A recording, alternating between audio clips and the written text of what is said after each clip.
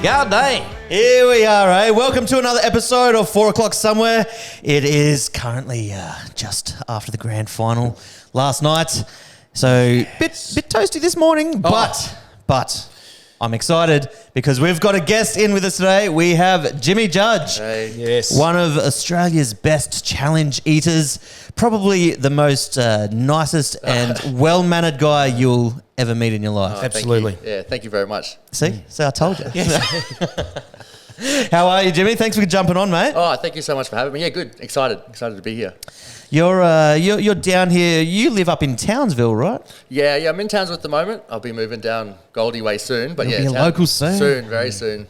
And we've been chatting on Instagram maybe about 6 months-ish or something now, just sort of back and forth. But we only met for the first time the other day, and we sat down together and did a big. Well, you did.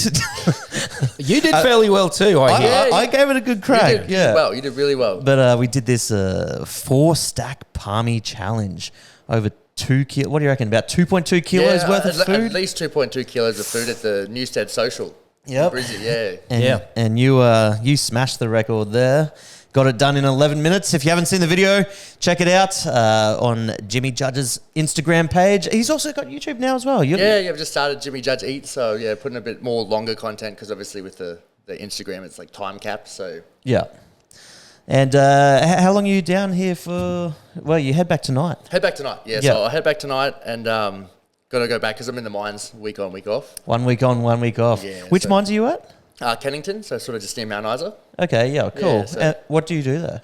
So I work underground doing like service work, so like fixing like pumps and like air services and that sort of stuff. So I use it as a bit of a fat camp. You know, I'll go away and lose weight and I'll come and put it back on.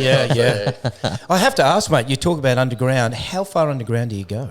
We're not the deepest mine. We only go about 600 metres underground. Okay. So like for a mine, that's not like crazy. Yep, okay. But even that, I've only been there for about a year, so it was definitely an adjustment going underground. Yeah, sure. yeah. Absolutely. When you first went underground, did you have a problem with it? It honestly just feels like it's always nighttime, and you just sort of feel, it's easy to feel a little bit claustrophobic because you're sort of just like, you know, you look around, especially if you turn your cap lamp off, it's just dark. Yeah. You just can't see anything. So it definitely is an adjustment period for sure. Yeah, I got you. It must be hot. Does it get boiling hot?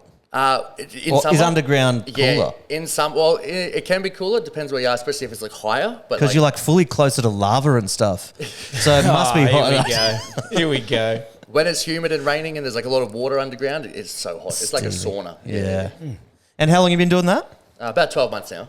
Oh, true. Yeah. So not too long. What were you doing before that? I actually worked in youth detention, so I was actually a youth worker in the juvie in Townsville. Oh, right. There you go. So that was good. It was different. I mean, I love the kids, but sort of just wanted something that I could have more of a lifestyle with, you know, the pursuit of what I'm doing now with the week on, week off. Yeah. So it sort of just works better with my goals, I guess. So, that's another thing you tick off on. Like you're a man of many talents, right? So, I mean, look, you're a champion boxer, or you were a champion boxer. Yeah. At the highest level. Oh, back in the day when I was a younger man. Yeah, but at the highest level, right? Australian title. You know, you're a health fanatic. You're a content creator. You know, you're a speed eater. People wouldn't see too much of the health fanatic side. They just see him devouring the massive ones. Yeah, absolutely. You support mental health, men's mental health. What is it that scares Jimmy Judge? That's a really good question, I guess. I think my biggest thing is just not living up to what I believe I can achieve, you know, sort of like unfulfilled potential. But I think that also comes from a bit of a fear of, you know, hesitating and not believing in myself. I think this last 12 months, I've really taken the leap to do things that make me nervous and scared. Like even like 12 months ago, if you guys had asked me on the podcast, I would have said yes, but I would have really hesitated and you know, just died basically. And I think now more and more I'm just making myself be in uncomfortable situations, and it's been amazing. Like, you know, the reception has been wonderful. That's so good, and I congratulate you too. But I back what Jashan said before. I have a lot of friends that watch what you do, and you are quite simply the nicest guy that we have seen on Instagram, and genuinely sincere about everything you do. So I wish you really well. And again, it's great to have you on here today, mate. Oh, I'm glad to be on. Stoked, honestly. Yeah. Have you always been in Townsville? No, so I was actually born in Mount Isa, which is like very, very west.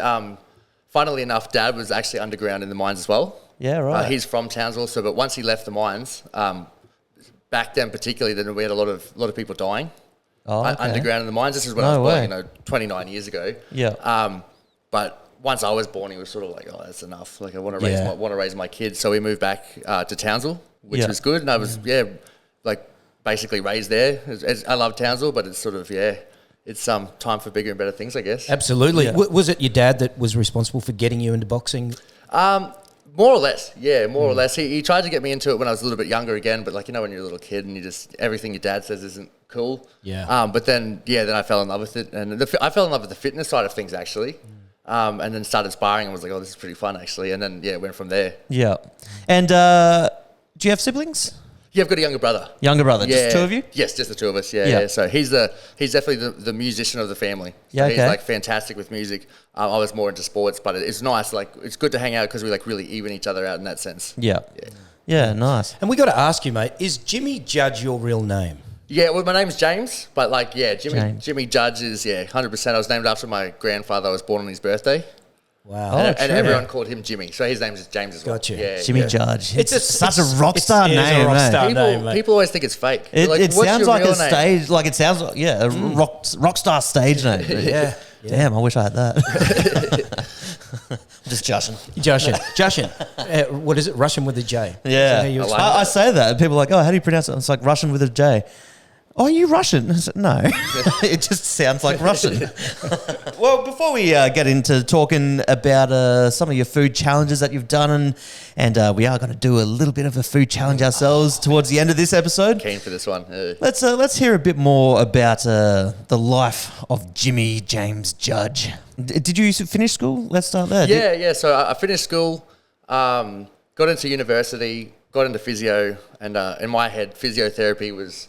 What you're going to do? You take care of athletes. Yeah. You only take care of athletes. You're a sports physio. And then I sat there on the first day and the lecturer said, how many of you want to be a sports physio? And all, yep. And he said, all right, probably 10% of you will do that. The rest will be working with like the elderly and like rehab sort of thing. True. And if this isn't something you're willing to do, potentially for years before you ever get to a thing, like you might want to reconsider what you're doing. Honestly, he said, because it's a lot of confidence building. He said it's a lot of time and effort if you're not passionate about physio as a whole. If you're only part of, if you're a doctor but you only wanted to do a tiny little bit of it, you're going to have a really bad time 90% of it. And I actually thought, like, to be honest, I'd rather be a PT. I just sort of went to uni because I thought that's what you did. You felt like you had to go to uni. Yeah. So then I got my PT degree while I was working like hospitality and security, doing a few different things, which worked out really well because it sort of gave me a taste of the public and what I do and don't want to be like with the public. So I think a lot of people like, oh, you're so nice to wait staff. I was one for years. So I can, a nice person to a waiter could make your night, just like a bad one could potentially make you feel a bit lousy. So that sort of gave me a lot of good life experience, I guess. Yeah. There was a post that you posted that I loved, and you spoke about just being yourself, being authentic and living your life that way, and it just takes the stress off your everyday life. Yes. And I have to say, I really like that post. And I think a lot of people struggle with just that, just being their normal selves, and it creates this anxiety and everything else. So I think I was looking at your supporting of mental health, and I was reading a lot of your posts, and I really enjoyed that. Oh, thank you. Thank you very much. It's I think it's working out really well too, given the fact that I look like this. A lot of people probably assume that maybe I'm not as polite or, maybe not as forthcoming with talking about my own mental health sort of stuff, and I think it helps to start the conversation, particularly with blokes, just to get them thinking like, all right, well, if he can talk about it, I can talk about it, because my life has gotten infinitely better since becoming a little bit more vulnerable with how with how I actually feel. Well said. And you're obviously quite strong on mental health stuff. Do you think that came from working in the juvenile prisons, or where did that sort of all stem from? Is there something? What gave you the passion? When I was younger, well, I mean, I still I don't think you ever get like quote unquote cured. I think we all have our own mental health battles that are ongoing. But I started experiencing some like depression and anxiety, like teenage years.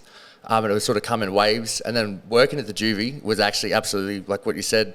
It really highlighted that it doesn't matter what age you are, boys and girls, because we had both. It affects everyone, know. And I was sort of like, wow, this is not even addressed. Particularly some of these kids, like they get labelled as like ADHD and anger management and all this sort of stuff, but a lot of what their experience is anxiety or depression, and they just can't regulate how they actually feel.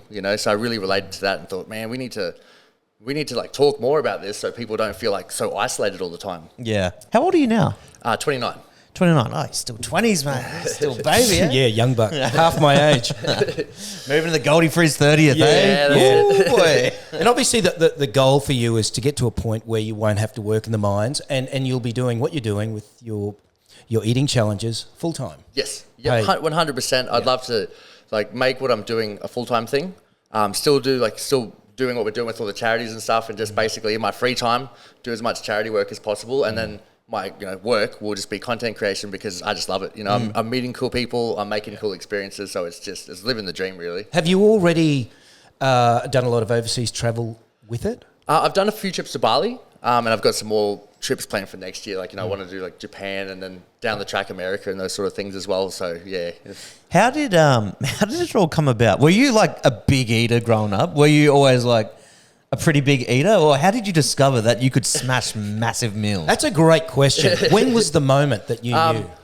I've always had a massive appetite. And then I think from years of boxing and keeping my weight down, I fell in love with Man vs. Food on the Food Network. And then I was like, man, I'd like to do that. That would be good. But I was like, I got to keep my weight down. So once I stopped... So you quit boxing? So I stopped fighting and started eating. But no, I thought, a couple of years ago I had my last fight and I thought, I'd give this a go because there were some restaurant challenges in Townsville. And I did one and got absolutely smoked by it because I prepared terribly. And I thought, all right, well, there's got to be a strategy to this. So then I started researching and thought, well, I'll just treat it like a sport and just train for it. Went back and then smashed it and thought, oh, well, this will be fun.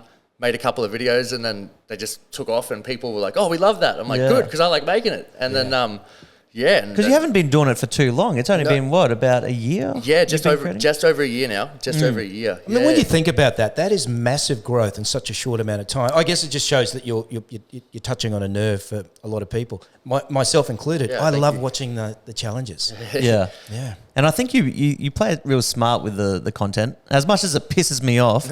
But the little sneak peek, it's like, here's a video, you see the meal come out, and you're like, oh, wow. And then it cuts, it's like, shit. It's got to be got to wait a few more hours. Got to leave them with the cliffhanger. Just like Home and Away, got to leave them with the cliffhanger. Yeah, so everything's been a learning curve. Not obviously the eating, the preparing for but also, shooting the content, editing the content. Yeah, for sure. And then understanding that world as well, I guess. Yeah. Oh, and I still have so much to learn, which is kind of...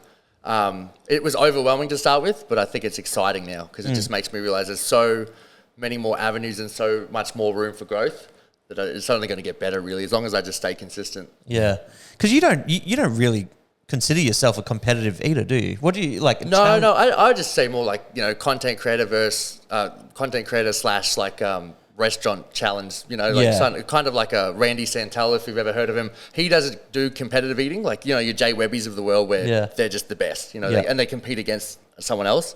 I sort of just going in and trying to win a free T-shirt. Well, you won a good little 150 voucher at the pub the other day. Yeah, go back there. That was good. That was really good. Yeah. See, I did this challenge with you and I well and truly overdid myself. You're sitting next to Jimmy Jarge, you're like, nah, I've got to do it a good job he is. Yeah. But then, oh man, I copped it. That afternoon was shocking for me, hey, because as soon as I got in the car and started driving, I got a Jeep Gladiator, they're pretty they're pretty bumpy, the suspension on them. Started driving, within 5 minutes, I had to pull over in the middle of the valley. Quickly ducked up an alleyway next to the bin. I had to have a spew. 2 pullovers on the way home. Two. Yeah, I haven't asked Jashan about the food challenge because I wanted to get the truth. I thought I'd wait for you to come on because I knew it'd be coloured coming out of your mouth. But yeah, I saw the 4 stack. It was quite something. Yeah, 2 kilos. I thought you were going to finish. Honestly, there was a stage there where I thought you were going to get it done. Wow. And the other thing too, though, is I practice for that sort of stuff, and there's a fair bit of prep that goes into it, even the stomach stretching side of things. So the fact that you did so well with 0 prep is you did really well. Yeah. Can you actually walk us through what a prep entails? What do you mean prep? Are we supposed to prep for stuff? I thought you just got to rock up hungry. It says a lot about you. I didn't have breakfast. Is that good enough? You almost did it without prepping. That's good. So I think it's just I just try and eat in a bit of a deficit beforehand. So you don't want to be eating loads and loads beforehand. You want to go into it, like you said, hungry. You won't eat breakfast the day of. But then I'll do like stomach. So you don't do like a couple of days of fasting beforehand to empty yourself out properly or anything? I feel like if you don't eat at all beforehand, like it just makes your stomach shrink, but it also just feels really weird. Then when you try and fill it real fast with food, you just feel sick. Yeah. You just feel sick. But like, the day before, I've got like a 5-litre water bottle and I'll sit there, like, you've got to mix it with like electrolytes and stuff like that so you don't, do like an electrolyte imbalance. Don't drown yourself. Yeah, I was going to say, because I definitely wouldn't recommend just sitting there drinking 5 litres of water. Yeah. But, I'll get my 5-litre mixture of stuff and I'll just sit there and I'll set the clock for half an hour, just make sure I can get that down in half an hour. So what that does is half an hour for 5 litres? Yeah, it stretches out your stomach. It's not very comfortable, but then the same thing, it goes down really quick. Like if you were to sit there with like 5 litres, 5 kilos of food, one, it wouldn't go down because liquid's easier than food, but two, it would just, the potential like stomach issues it could cause, especially if you've got the challenge the next day, whereas the water's just in and out basically. You're just peeing all day or something. Yeah, because I think it was only a couple of days before we did our challenge. I think you posted a story or something where you were talking about that, how you were drinking, trying to drink like 5 litres of water or something. I'm like, oh, maybe that's it. Yeah. So I didn't eat and then woke up in the morning and started. I drank like 2 600ml bottles of water, and the entire drive on the way to the pub, I was just busting for a piss. I've noticed too, when I eat a lot, I get very, very tired. Yes, yeah, for sure. But you and some eaters do, but you don't seem to get that tired or look that tired anyway. Is that the case? I think afterwards, the trick is to keep moving. Like, once we're done, I'll try and go for a walk and just like keep moving, let everything digest, and then I'll get tired afterwards. But I think if you sit down like straight afterwards, you just food coma. That's a lot easier said than done. Hey, Oh, man, when you have a meal like that and then, the closest thing you can relate to for everyone out there is like massive Christmas lunch. Are you going out for a good 5K walk straight after that? No, you're not. All you want to do is lay on the couch and laze out. Oh, especially if it's meat, right? If it's a meat challenge. Turns into more of a waddle, honestly, than a walk. And then I did a challenge in Bali. It was like this big 3-kilo burger. And 3 kilos. And I was getting looks because like I was walking down the street and I could see people looking at my stomach and then looking at me, and they were like, "How are you so fat if you don't look fat everywhere else?" Because I had this like big pregnant belly walking around the streets of Bali, and I'm sure it's 2024, mate. I'm pregnant. I don't go there. I saw you do 8 large burgers. I think you did it in like 11 minutes or something. No, that one was the 26 minutes. Because they were massive. We rocked up. He's like, "Oh, do you want to do every burger on the menu?" I'm like, "Oh, how big is the burgers?" I'm thinking they're like cheeseburgers. They were massive, and they were like proper good restaurant style burgers. But that was really good. That was on Magnetic Island actually, near Townsville. So, but yeah, just pipped it under the time limit there because it was 30 minutes. So we got it done in 26. 26 minutes. Yeah. You say you want to be able to do this sort of full time kind of thing. How do you get to make a living from eating these foods? Is it through competition? Is it through making videos and YouTube revenue? Or will it turn into a thing, or does it turn into a thing where restaurants and stuff will pay you to market their restaurant by doing their challenge? Is that how it all works? I think it just depends. Like, there's lots of avenues to take it. Like, with the competitive eaters, I mean, obviously I don't compete, but I know they win money when they win competitions. But definitely looking like the content avenue, like, YouTube, ad revenue, et cetera.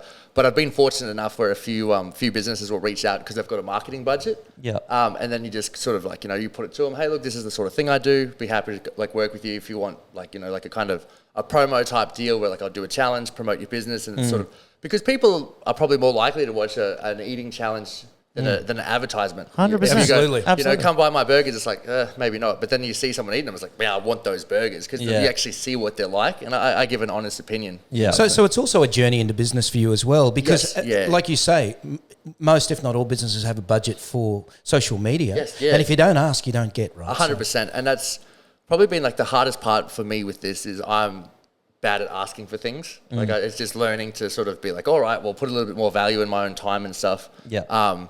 Because I was sort of the person that's like, I'd do it for free. Yeah. Because I enjoy it, but at the same time, like you said, if I'm going to turn this into something, I need to get a little bit more like, all right, well. There is a business side to it 100%. as well. Yeah. And that's just, like you said, it's just learning that, I guess. Yeah. You've been, you're on a pretty big growth spurt right now. I think, I feel like, since I saw you about 6 months ago, your Instagram is just do you focus on Instagram or what would you call your main? Yeah, my main platform is definitely Instagram. I want to sort of I've just started doing like longer form content for YouTube because a lot of people have been asking for it. So putting more effort into getting better cameras, learning how to edit longer form content. Yeah. I'll always stick with Instagram, obviously, because it's the thing that's sort of, taken off for me, and I just love it. Yeah. But definitely that's like my main thing at the moment for sure. Yeah. And when you say longer form content, is that still just the food, or are you going like outside? Because I know like Jay Webby, he shows. Yeah. It's more like a vlog kind of thing. Yeah. And then a challenge. I would like to do both. Yeah. I'd like to do both, but also more so longer form content like, I'm starting the challenge, and then you can actually real time watch me eat it. Obviously with the Instagram, if it takes me 20 minutes and then we condense it to a 3-minute video, some people are like, oh, I want to see you do it in real time. Where on YouTube, could do lives too. Yeah, that's a good idea. That is a really good idea. And with the YouTubes too, I can put a 20-minute video, and if you want to watch me do the whole 12-minute challenge, you can sit there and watch all the mess as it happens. Yeah. Have you ever had a meal that like really made you sick? Because I got affected the other day. I'm like, does this ever happen to you? Like, yeah. What's been the worst one you've done that was like, I shouldn't have done that? Talking about Matt Stoney, Matt Stoney. Yes. Yep. So he had this thing on YouTube a while ago called the quote-unquote impossible challenge. It's 4 large Big Mac meals, but the catch is that every drink has to be a thick shake. Yeah, so you got 4 large thick shakes, 4 large fries. That's like 2 liters of milk in that alone. 4 large Big Macs. He did it in I think he did like 4 minutes, but I was like, I was gunning for under 10. So I got under 10 and was like, yeah, sick. I'm stoked. This was a few months ago. I was really, really happy. And then like 30 minutes later, I'm like, I don't feel very good. A couple hours, but it all kind of just sat there. I'm like, I feel, but it's staying down. It's staying down. Went and laid down, and then I had like a little like, that was one of the times where I physically couldn't walk afterwards. I'm like, I need to chill out. I feel too sick.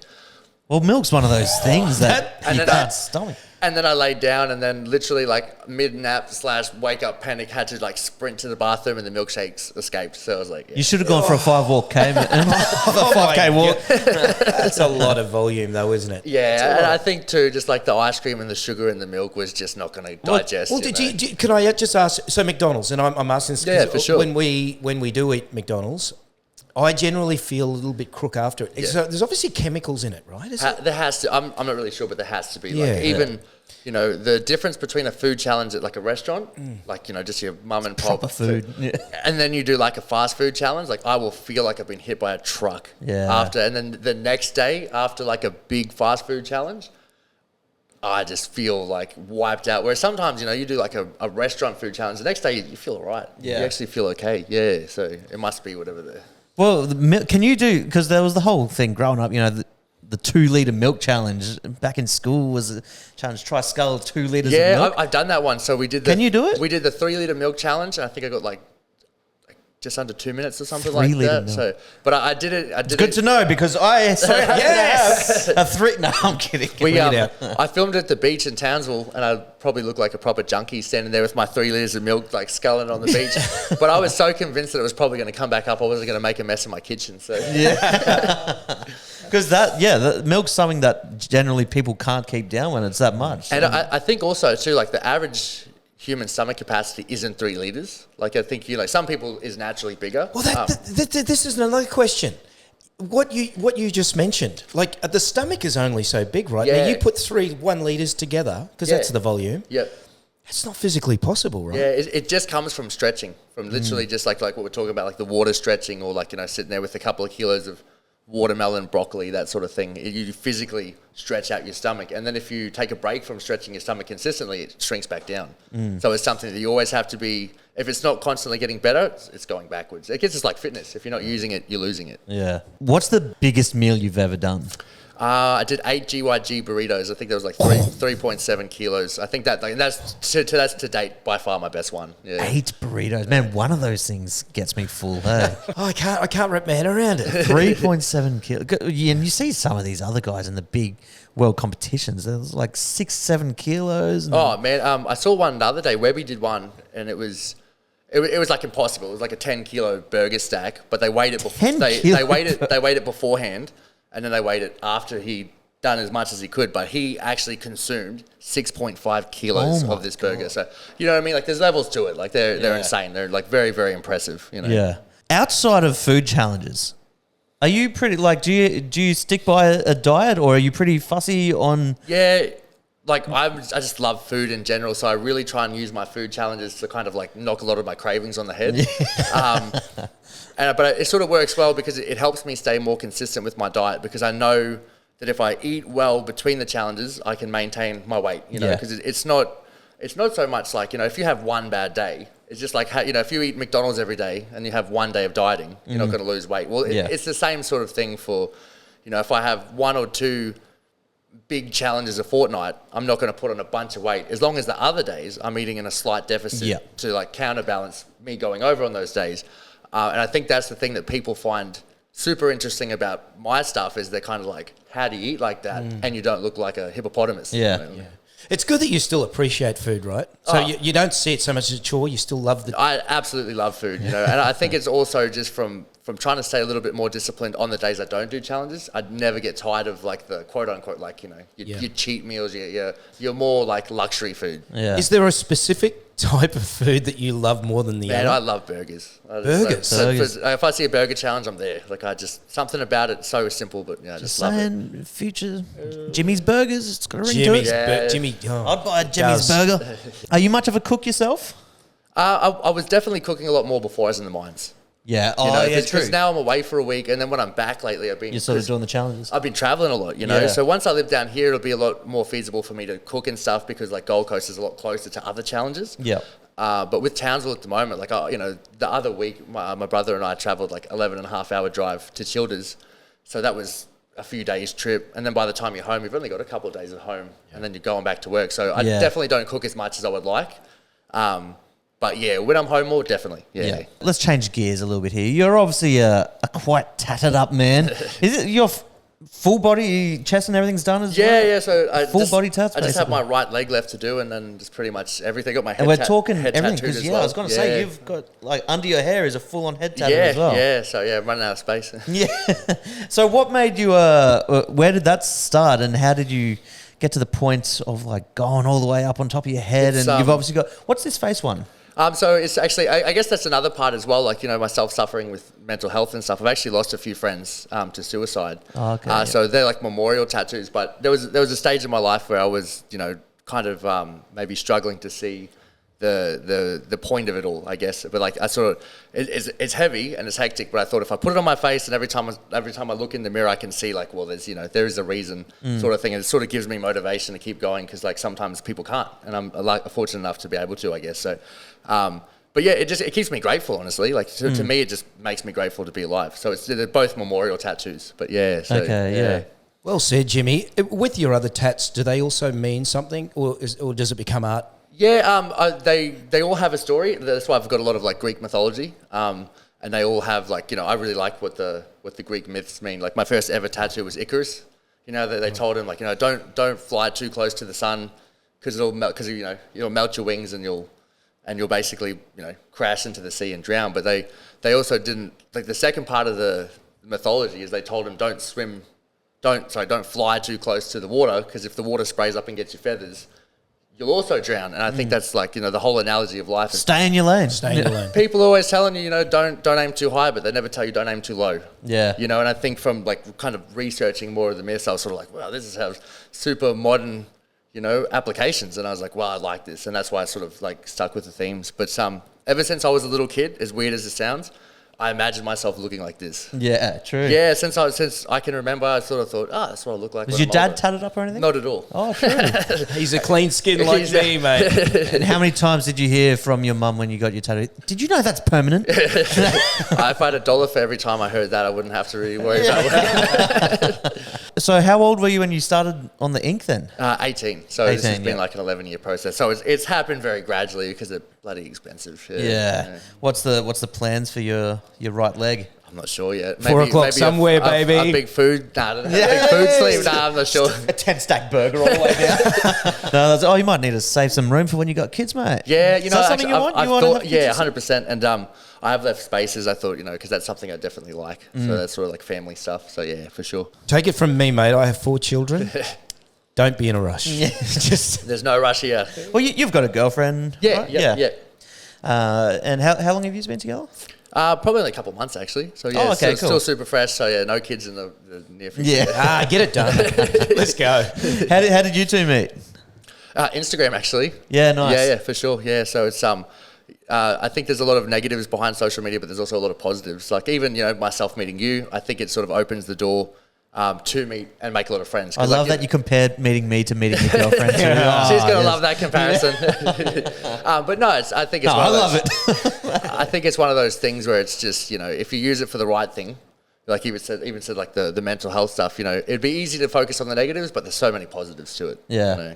And might I ask, the shirt you're wearing today, obviously that is... Yes, yeah, Livin'. So it's a mental health organisation. They go around and whatever money they make on like their clothing or like donations, they go around and they actually do like talks to schools and stuff and sort of just like give free information, especially to kids. Yeah.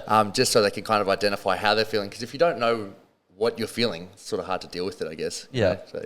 Is that something you could see yourself doing as well? Like sort of... speaking on stage in this sort of sense? 100%. I've always enjoyed public speaking. And, when I was in school, I used to do like all the school captain thing and stand up there and jump up on stage and talk to everyone. And I really enjoy being in front of people. Yeah. Particularly if it's something that I don't have to really think about. I don't have to think about talking about it as much because it's not scripted. Yeah. It's much easier when it's... And I think too, people relate to experience. Yeah.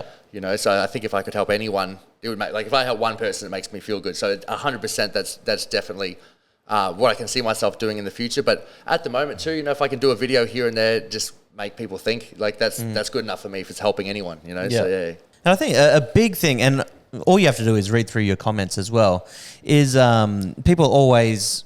you can see it straight up, how well-mannered you are, such a nice person. And I think that's an aura you've got about you that makes your content so absorbable as well, where people are loving it. So, you're so genuine, I think is where I'm getting at. You can really see that, and I think everyone can see. Oh, absolutely. See that as well, and also, you from a young age, you've always been a leader of sorts, whether you're a school captain, a boxing champion, and I guess doing what you're doing now, it's just rekindled the confidence that was always there. Yeah, right? yeah. I think, especially when you hit those teenage years, you kind of develop a bit of self-doubt and it takes a while to build that self-confidence back up. But, I think through the support of everyone that I've had, it's definitely sort of, like you said, just rekindled that fire to sort of express myself more, put myself out there a bit more, which is wonderful. And then obviously to get to a point where you're already successful, but it's going to grow massively very quickly, and then to give back in any way, shape or form, certainly to the youth, because you've done so much there already. 100%, I think... I was speaking to someone the other day, and like my goal is to just try and be like someone that I would want to help me as a kid. Be the person that you needed when you were a child, sort of thing. So that sort of thing.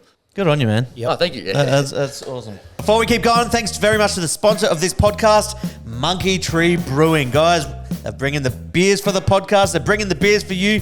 You guys can get one of these in your house, a beer tap, ice cold beer in your hand at any given moment, mate. Well, I'm on the pale ale, and it's just like honey on the lips. One of those kegs, we're talking $1,539. With that, you get 240 free schooners. So it basically pays for itself. Get involved. And a tap in your house forever. Yeah. Let's not forget, it's not a one-off. Mate, you've got a tap in your house forever. Yeah. That's ridiculous. And that's why we love them. Monkey Tree Brewing. Let's get back to it. All right, Jimmy. I did give you a quick call about an hour before coming on here. This is our little segment. It's basically our therapy, It's it's problems that we shouldn't have, but beef of the week. Things that just get on our nerves just that little bit, eh? So I thought let's start with you, Tony. What have you got for this week, eh? I normally have a beef, something that's ticked me off, but I had 3 in one day. So I'm just going to quickly rattle these off. It went beef, beef, beef. So this is what happened to me, and this was... it started off, we're at a restaurant having lunch. I was there with my wife and kids, and I had to use the bathroom. I don't know what it is, but when you get the bathroom key, it's like there's a competition going on between all the restaurants as to the biggest item that they can... It's like you have like a giant spoon on it or something. I promise you, it was... What was on this one? What was on it? It was a ladle. It was a ladle the size of... From the kitchen. And I looked at the guy, and he obviously gets this look from everybody, and I went, serious? It's almost like an announcement. People see you walking with this. Oh, he's going to destroy the bathroom. Yeah. It's just me, guys. Yeah, I just don't understand that. I'm sure you guys have experienced that. Yeah. It's absolutely true. We're not going to servo ones as We're well. not going to steal the key. Because I'm sure that's what it's for, right? They think you can run off with the key. So that happened at the restaurant. And then we had the football game, grand final. I had a lot of friends over. We're watching the game on the big screen. And what is it with the volume of the ads? Why are the ads so much louder than the game? I don't to get your attention, mate. Yeah, I don't get marketing 101. It's just ridiculous. You got to ride the controller. You got to kind of like how we do this. Yeah. That's pretty damn loud. Yeah, something like that. That must piss everyone off every time I hit that button. Well, I can tell you the loud ads pissed everybody off, especially at halftime. But then at halftime, and we had the room set up. We had the bar and the media room, the big screen, everything. We had to watch the other half out in the lounge room on a little TV because the internet was so slow that it was not working. It was like, why? Of all time, so slow internet. Just get faster internet. Telstra, sort it out. Just up your plan, Yeah. I don't want to spend the money. Pay your damn bills, mate. I don't want to spend the money. So there you go, mate. That was my beef. Oh, yeah. Jeez, you've had a bad week. Sorry to hear, man. Yeah, and I'm hungover. Anyway. Yeah. My one, it does my head in, People who think it's cool to rev their cars or motorbike, whatever it is, just pulling into in a suburban street, 5 o'clock in the morning, 8 p.m. at night, doesn't matter. Just drives around the corner and it's like, what are you doing? Shut up. Or people, this happened yesterday. We were just down the road at it's like a couple of shops there right next to a 7-Eleven. And I was having lunch there. Car starts, obviously a loud car. He's done it up and stuff. But he's exiting, just driving through the servo. And he feels the need to go, whoa. Yeah. Like, shut up. No, and you know what? It's across all ages. I don't think anyone thinks it's cool. You're the only person that thinks you're cool. You can be 18 or you can be 45. It's across all those ages. But I don't get it. Especially the cars where you rev and they crackle and cackle and scare the bejesus out of you. But it's the worst one is when you drive through a tunnel and these guys are raw. It's like, shut up. It echoes back. Shut up. My kids are sleeping there and woken up now. If it's a Ferrari or Lamborghini, we can understand. But if it's a WRX, mate, they went out with the clothesline. But also with motorbikes, like with Harley Davidson, before they turn them off. Just to say, everybody, I'm here. See, you just doing that just pierced my ear. I hate it. Yeah. People, do you rev? You stayed awfully silent during it. You're one of that guy. I've actually got like a little Mitsubishi Mirage, so I don't think it actually revs at all. It doesn't make any noise. So that's my beef of the week. It's just stop revving. No one thinks you're cool. True. Everyone hates it. Not one chick thinks you're hot. Trust me. Yeah, true. Yeah. Unless you're doing a manie. Bring back the manies. I'm a fan of the manies. But I think chicks love wolf whistling though. Do you reckon they love it? Secretly love it? They act like they frown upon it. Totally, yeah. But if you got... If a group of girls were driving past and they wolf whistled me, I would feel so privileged. Love it. Yeah. I would feel so special. I'd feel so hot. No, it's never happened, but anyway. I don't know how I got into that. Something I needed to bring up, obviously. Yeah, you feel better? That was a really good beef too, by the way. Yeah, thank you. I do feel better about that. Jimmy, mate. What pisses you off? You seem like too nice a guy to ever get pissed off. I love Jimmy too, because he's a guy that knocks blokes out, or used to, in the ring. But also his spectrum is wide, right? We're going to call you the spectrum iguana. When you sit at the lights and it goes green, and then before you can even fathom that it goes green, the person behind you is like screaming on the horn. Like, my reaction rate's not that good. If they knew who they were beeping at, I'm sure they wouldn't be beeping. But surely you can just wait like 0.3 of a second. But can I tell you what's even worse than that? The guy that's beeping, and when they do pass you, they don't even look at you. Yeah. Like, you're looking at them to go, and they just... Nah, look, I'm not going to lie. I'm kind of guilty of that sometimes. At the lights, if there's people... It's more so... If they're at the front, sometimes a different story. You can't notice the lights. It's the times they're sitting on their phone. Yeah. There's 5 cars ahead of them. everyone starts going, and this dude's sitting there. I'm like, you were definitely just down on your phone right now. No, that's fair. I've got no time for those people. I'm straight on the horn. Mate, you've got no patience, and you don't return text messages. Just thought I'd throw that in there. We've spoken about text messages. I hate them. Just don't expect a text back from me. So bad. I'm terrible with text, I suck at it. I absolutely do. You do. But that's a great beef, and I reckon everyone will sort of relate to that. Stop tooting your horns. Just let everybody get through the day the best way they can. Just do that quicker, yeah? Yeah. Well, what makes you get some road rage? Surely there's something on the roads that you're just like, what actually makes Jimmy angry? It doesn't have to be roads. What makes you angry? When people cut me off just to, like, when people speed around you just to turn. Yeah. Okay. Like, it's sort of like... The exit? Yeah, like those... So you're the slow driver too. Maybe I'm just chilling too much, hey? Maybe that's what it is. Mate, I reckon they get right up beside you to do it, and they see the tats on your neck, and they go, oh, shit, I'm back. So you're not the road rager, you're the road ragee. Yeah, probably the cause of the problem. Yeah. All right. Well, we have done a bit of a Q&A. We've got some questions coming from the audience as we speak. But before we get into that, what's the future looking like for you? What's the plans? What's your goals to sort of do? 12-month goal, I guess. 12-month goal. Where do you see yourself?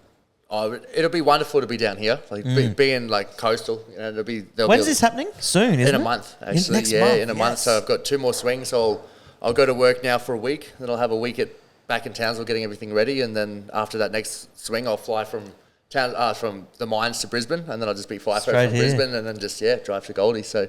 Do you have much stuff up in Townsville? Will you need to move heaps down here, or are you going to fly it? I travel really light. I'll drive down for my car. Yeah. But I was backpacking for ages, so I'm very comfortable living with like not a lot of material stuff. Yeah. I'd much prefer like growing experiences or collecting experiences sort of thing. But yeah, I think 12 months is just hopefully keep growing the channel, meet more cool people like yourselves, and just get more experiences. But I think if I can grow the channel and help people at the same time.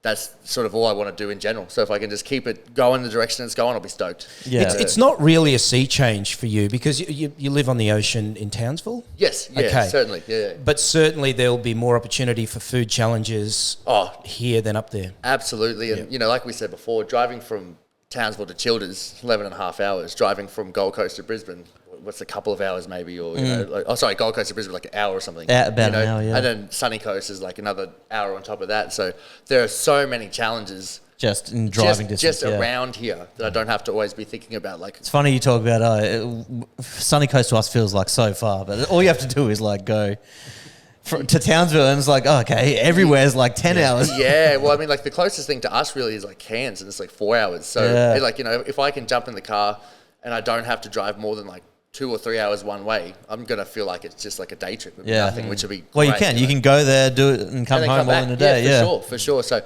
no, it's definitely going to make the content creation a lot easier, and I'll have a lot more fun ones I think people will enjoy, because sometimes with the challenges, like we're sort of making them on the fly, or, a restaurant will hit me up and be like, do this one. But it's sort of hard to compare too, because if no one's ever done the challenge and it's not really like a set challenge, it's hard to compare it to anything. Yeah. Whereas, like what we did the other day, if there's a set challenge that lots of people have tried, it's easier to go, okay, well, no one's done it. And then when you do it, it's like, oh, cool. But if it's just like one of one, it's like when you see Jay Webby smash something ridiculous, because it's like the Olympics. Yeah. So you get someone that runs a bit slower, and then you go, whoa, he's really fast. The guy that come last is still quick. So it's nice to have something you can kind of use to compare something else, because I think people then can give it a go. Because a lot of people say to me, I want to try that. Yeah. But if it's not a set challenge, it's a bit hard. So well, there you go, guys. If you're ever around Brizzy, head out to, what was it, Newstead Social? Newstead Social, Palmy Challenge. Newstead Social, see if you can beat Jimmy's time. What was it, 11 minutes 27? Yeah, yep. For a 4-stack palmy. And also venue owners and managers, you got any food challenges?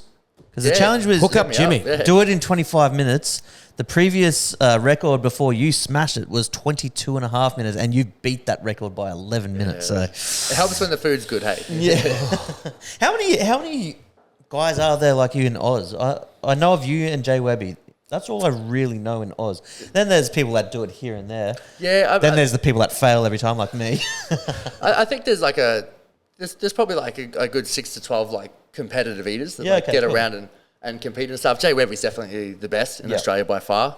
But no, I think there's like your core few people that do it. Not as much, so much the content. I think there's like more competition guys. Yeah. I don't think there's as many like content people per se. Actually, when I saw Jay Webby, I thought, yeah, he's big in Australia. But then I saw him compete on the world stage. Yeah. Was it the hot dogs or Hot he's dog one? and he came third. Third, yeah. I think he's number 3 in the world at the moment, like in the whole world. So he's great, man. That's massive. He's a super lovely dude too. We're actually we're gonna do a video in a month, I think, together. Nice. So like, And you'll be here. Right? I was gonna say we'll be close. We'll try and link something up, but he sent us a message like, if you ever want to do a video, let me know. I'm like, oh, I just want to learn from you, man. Like, and just like the kind of humble guy he is, like, he's just excited to meet him. Honestly, he's a bit of a rock star in the food world. So it'd be cool. It'd be cool. Mate, we'll be there. We'll come down to watch. We'll make it happen. We'll make it happen.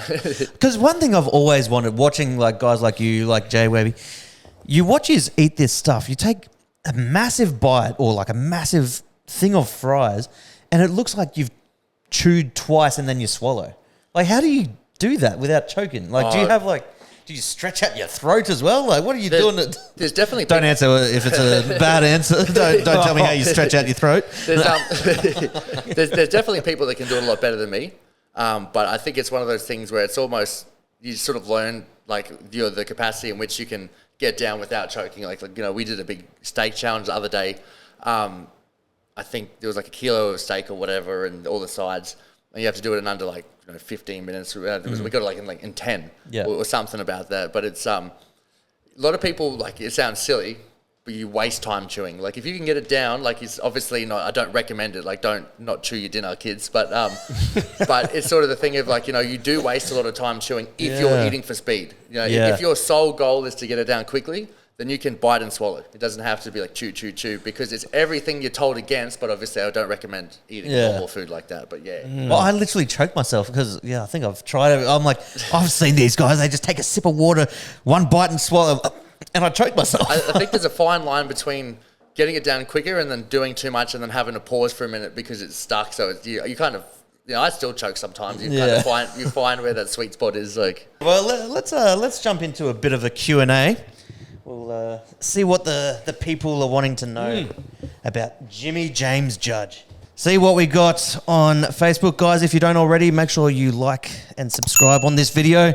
It's all we ask from you guys to help us out. And also, if you want to get involved with these conversations, make sure you follow us on all platforms on Facebook, Instagram, TikTok, and YouTube. Jai Tamura, what's the biggest meal you've eaten the fastest? We've sort of touched on that. Yeah, I guess so. I think like the biggest meal I've ever eaten would be that 3 kilo barley burger because there was a 30-minute time limit. So I had to get that down under 30. Is that the one you had to do without? You weren't allowed to drink anything either? No, thank God that wasn't that one. There was another one where there was a 15-minute time limit with no beverages. So that was in Brisbane at Miss K's, and it's a 5-stack burger and fries, but there's no drinks at all. If you have a sip of anything, you're disqualified. Were they generous on the sauce on it or not? To some degree, but it was I think that was probably one of the hardest challenges that I ever did because it was just, after a certain amount, there's just no saliva left. Especially if you're eating fries. Just fries. Yeah. And it was just getting stuck. So that was probably my hardest one that I've ever done. And then in terms of the biggest one I've ever done fastest would probably be that 3 kilo in under 30 minutes. Because the burritos, we did like 3.7 kilos, but that was, I think there was an hour time limit. So we just got it done in under the hour. So So it was a burger, chips, and a litre of sauce. I wish it was a litre of sauce. Jason Bannister, any tricks to get the food down quickly? Is there a strategy? I think, like we said before, you definitely just want to practice in stretching your stomach so that when you put food down faster, it doesn't make you feel really sick. Like we said before, if you've got a 2-litre balloon and you try and put 3 litres of milkshake in it, it's just not going to work. But if you've got a 2-litre balloon and you're smashing down 1 litre, you can get it down quicker. So I think you just need to eat faster. You need to practice eating faster. But you also need to know that you can fit it in faster because it's that big stretch of the stomach quickly that can make you feel sick. If you're not used to having your stomach expand out quickly, that makes you feel quite ill. Oh, I copped that one. I like this one. Nathan Davey, is it punishing on your colon to consume so much food in a short amount of time? Yeah, it's the question we're all thinking, but too scared to ask. Do you just go for a destroy session after? It's absolutely wild that, like, I feel like your body gets used to it almost. Like it's it's like I don't know if I'm just abnormal or whatnot, but it's one of those things where I've not really noticed, like, there's not like a discernible difference between when I have eaten crazy big meals and when I haven't. True. Honestly, yeah. Wow. So it's not like obviously the more you eat, the more comes out. But people have this. I don't know if it's like they want to think of this, but they think if it's 3 kilos coming in, it's 3 kilos coming out. But it's more like, boxing, I guess it comes out in rounds, like it's... Yeah, not all at once, but you're on the toilet every hour. You're still fighting for your life, Josh Williams, how come you're not fat from doing it?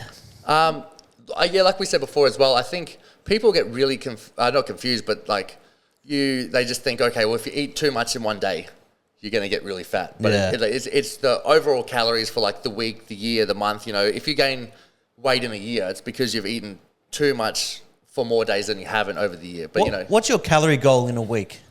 In a week, so I around 3,000 calories a day would probably be my maintenance, and even that I probably could eat 3,000 calories and lose weight. But I also have a very physical job. I do six days of cardio a week and 4 to 5 days of weights. 6 days of cardio. Yeah, wow. 6 days of cardio for a minimum of an hour. Yeah, and then 4 or 5 days of weights for a minimum of an hour. So like I'm moving a lot as well. Yeah. So could I eat less? For sure, but I'd have to move less, so I'd be really tired. So I guess, move more, eat more. So just keep, that sort of thing. Balance it. Yeah, for sure. Yep. Definitely. Tony Reid, surely the logs come out of him are the size of a newborn baby. Nah, like we said before, unfortunately, just because it goes in 3 kilos, it doesn't all come out 3 kilos. It'd almost be a relief if it did come out at one go, I guess. Jaden McVilly, where is this challenge? I'm presuming you're talking the photo. Newstead Social in Brisbane. Yep, and we'll be releasing it later this week. Or by the time this podcast is out, it's already out. So check it out, the video. Daniel Sutton, I think your name would be. Who's your favourite competitive eater? Oh, I've got to say Jay Webby. You got to say the Aussies. Man. Up the Aussies. All beer means food. Got to love them both. Yeah. High Up says you have no chance, Jashan. Midge, I got close. On this one. Watch the video. I honestly thought you were going to finish. Hey, I just wanted to impress you. I well and truly overdid it, but no, I won't push myself that far again. Hey, I felt shocking. And I remember us saying bye, and I was just like, was I just getting into a just carb space? Man, I didn't know what was going on. Everyone's talking the stuff. You're just having a good old chat. I'm like, how do you do this? Like, I'm in a trance right now. Like, how long does it take to work off all the calories from a challenge? So once again, it's basically just putting it into the week. Sort of just balancing it out. Like I did a video a while back, and I was like, all right, watch me eat 12 Krispy Kreme donuts to like 2,400 calories, and then watch me burn it in one session. So that was just to show you how long it takes to burn the calories from from 1 dozen Krispy Kreme donuts. It took like 3 hours and 10 minutes on the Soul Bike. But I wouldn't, I don't do a challenge and then go and burn it off straight afterwards. That was purely just to show you, everyone, how long it would take if I was to be like, I'll eat it and then I'll burn it. Because I went straight from Krispy Kreme to the gym, and I sat on that bike, and I was like, I refuse to get off this bike till it's burnt, So how many calories was that? 2,500.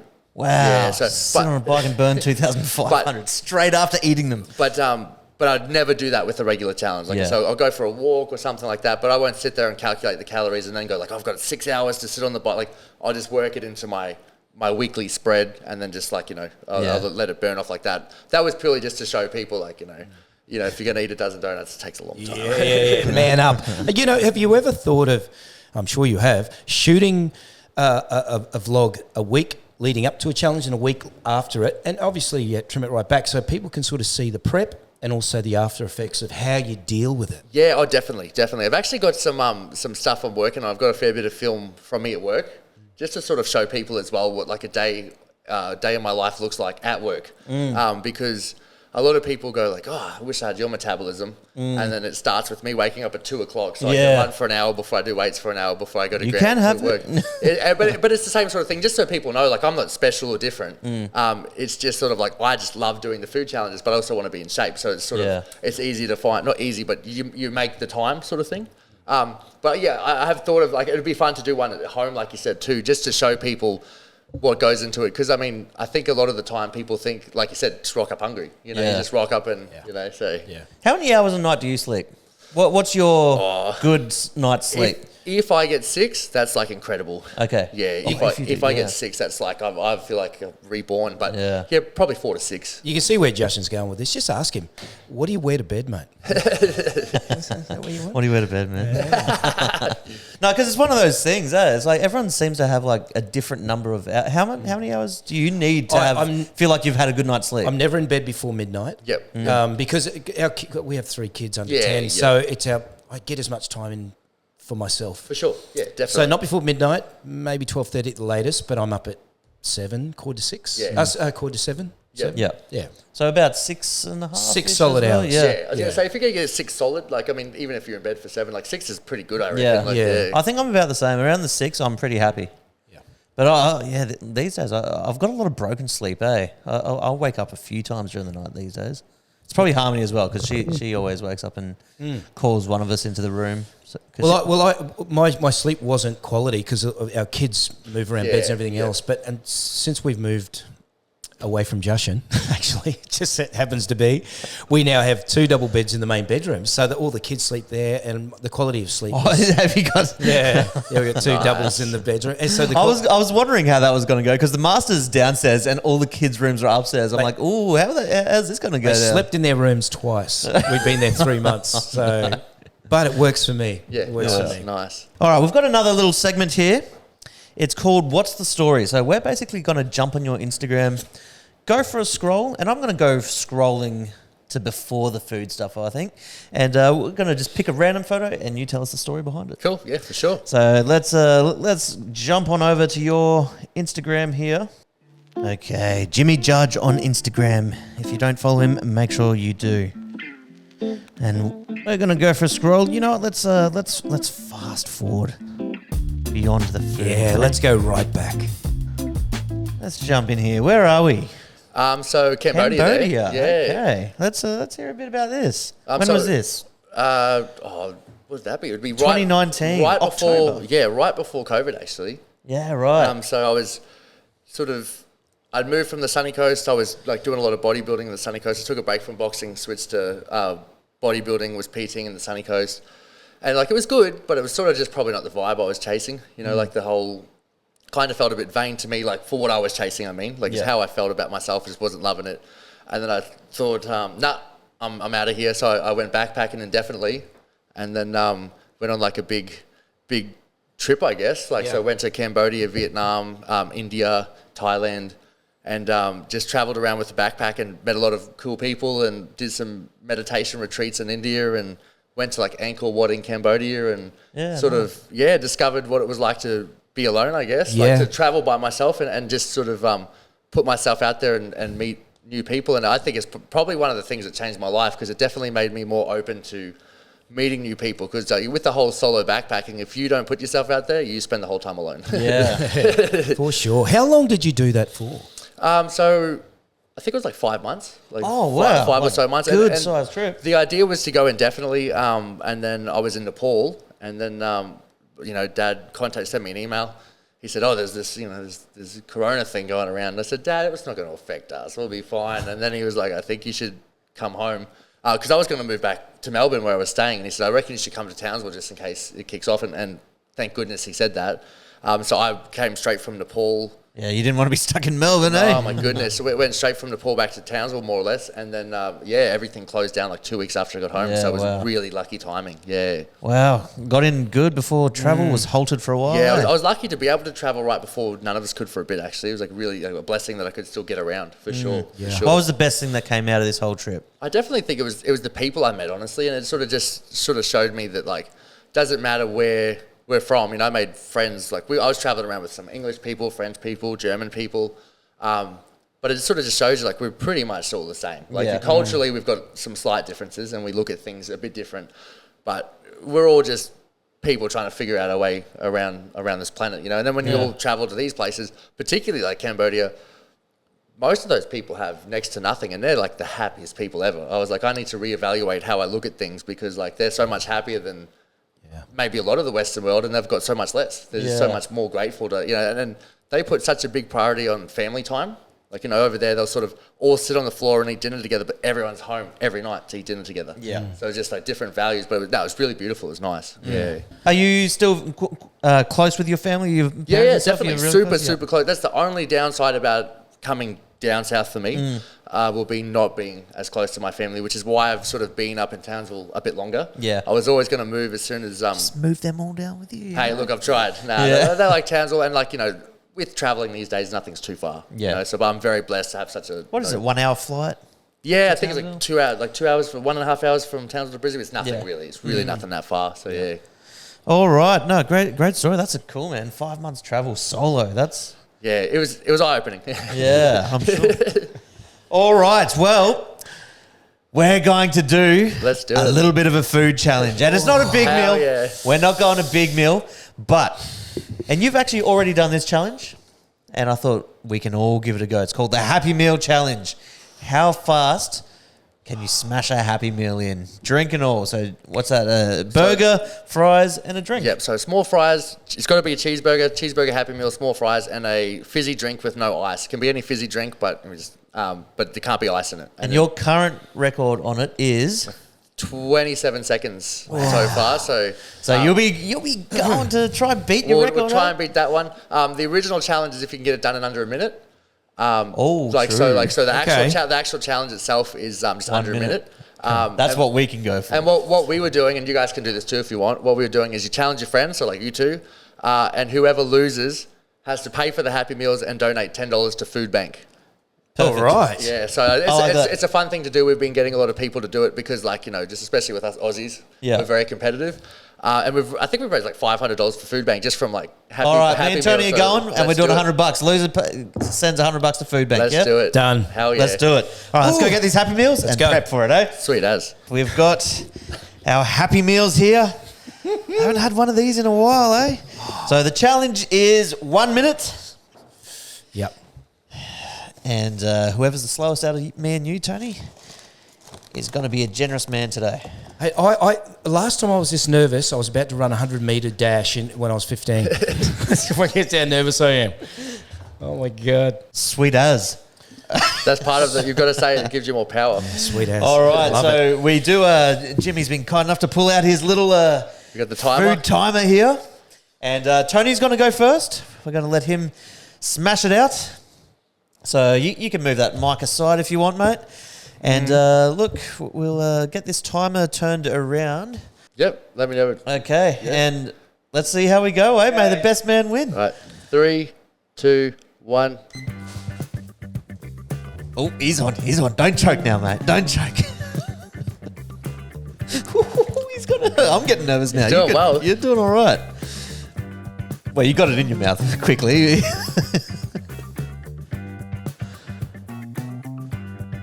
He's got it. What's he up to? Doing well. 20 seconds. Well. 20 seconds.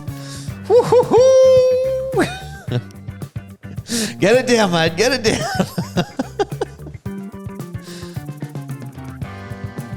Good technique. Yeah, he's got the technique he's going. seen the video. The flip it around, eh? Spin it in circles. 20 seconds to get this thing done, mate. The challenge is 1 minute. Let's see it. Let's see it. Yeah, that's it. That's it. The drink helps wash it down. He's doing well. He's doing well. You're doing good. 54 seconds. 6 seconds. You got it, mate. All right, and we're at the minute mark right now. That's right. Keep going. Let's see what you get. Let's see what you get. Drink's got to go down as well. Don't forget. Nothing worse too. You're trying to swallow and you're like, Oh no, he's filled his mouth too much, eh? It's like the whole meal's still in there, just haven't got any of it down yet. All right, and get that drink down and we'll see.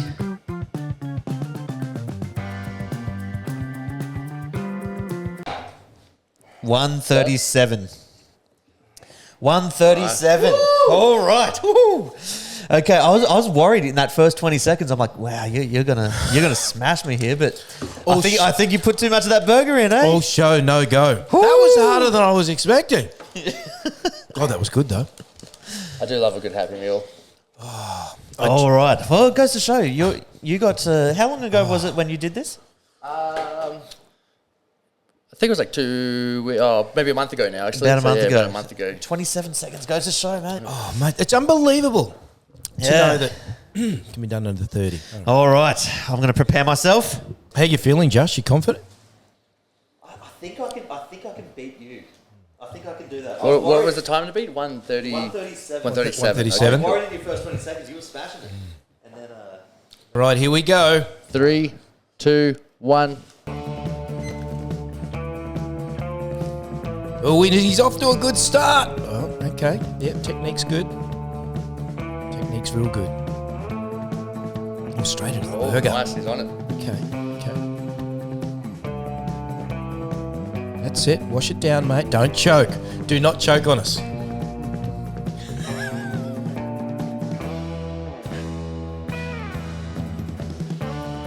You're doing well. Doing well. 30 seconds. Doing very, very well. That's it. Don't choke on us. Get it down. There he is. Oh, a bit of a pause there, Josh. Bit of a pause. Just got to get the burger in. Nice, doing well.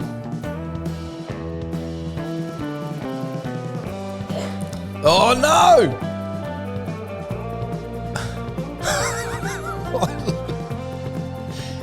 Oh, God. How's our time? 1:05.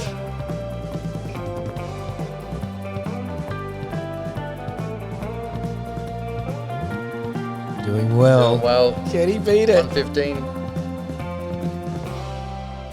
Oh, no, he's going to do it. Oh. 1:24. Nice. Wow. Well done. Wow. Excellent. I tried to do the thing where you just do a bite and then swallow it. I can't do that. No, it's a bit hard with the burger ones. You got to, yeah. Oh, that was excellent to watch. And I owe $100 to Food Bank. Well played, and I'm happy to play it. That's brilliant. All right. Wow. Now, I'm hoping and praying that we see a record broken here. What was my time there? 1:24. 124. Wow, you've got it. This stuff is hectic. Not easy, is it? All right. I'm hoping you can beat your own record. This will be huge if this happens right here. I feel like I've got box seats in the house, man. Okay. Do you want me to count you down? You ready? Yes, please. 3, 2, 1. Oh, look at him go. That chips are all down. That's how you do it.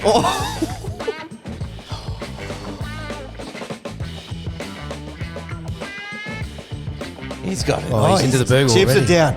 Burger's going down. Look at this. Wow. Oh, my God. That's it. That's it.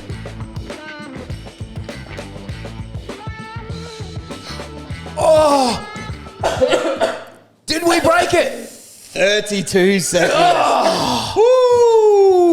Oh, my God. To be fair, right before this podcast, he's just come off doing a massive food challenge.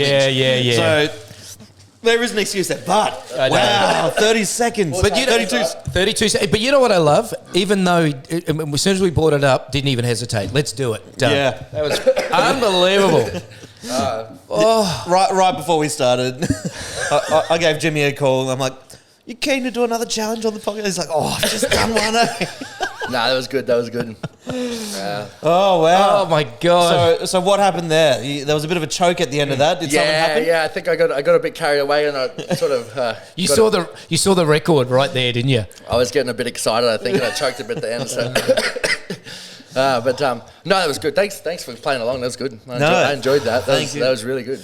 It, mate, even to crack the minute. I thought I would have been able to do the minute, but that's tough, man. Yeah, that's tough. And you're half of that. So, wow, I'm going to give that another go at some point. I really am. Yeah, I want to crack the minute one day. Yeah, But so. That tasted good. Why'd that taste so good? Yeah, no, it's something about a McDonald's Happy Meal, honestly. Yeah, It felt kind of weird. That's the first challenge I've ever done, and it felt odd. Doing a speed challenge like that. Do you know what I mean? Like really shoving it in your mouth. You feel a bit nervous too before you start. I was nervous, yeah. Like you're about to run a race. Yeah. Yeah. But it was the bread. The bread the dry stuff. The bread just wouldn't go down well. Yep.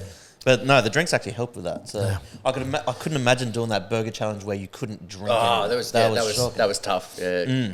All right, well, we are going to wrap this episode up here. Mate, Jimmy, thank you so much for coming on. Thank you very much. I had fun. Yeah, thank you so much. And guys, make sure to like this video, subscribe down below. Where can people find you on? What's your handles on Instagram? Let's hear it all. Jimmy Judge on Instagram and Jimmy Judge Eats on YouTube. Jimmy Judge Eats on YouTube and Facebook. And Facebook, yes. Yeah. Jimmy Judge Eats on Facebook. All right, thanks for watching, guys. We'll see you all next time. Oh, it's 4 o'clock somewhere. Yeah, it's 4 o'clock somewhere. Sweet, that's right, I made a mess on your table. Oh, don't worry about that, brother. Cheers.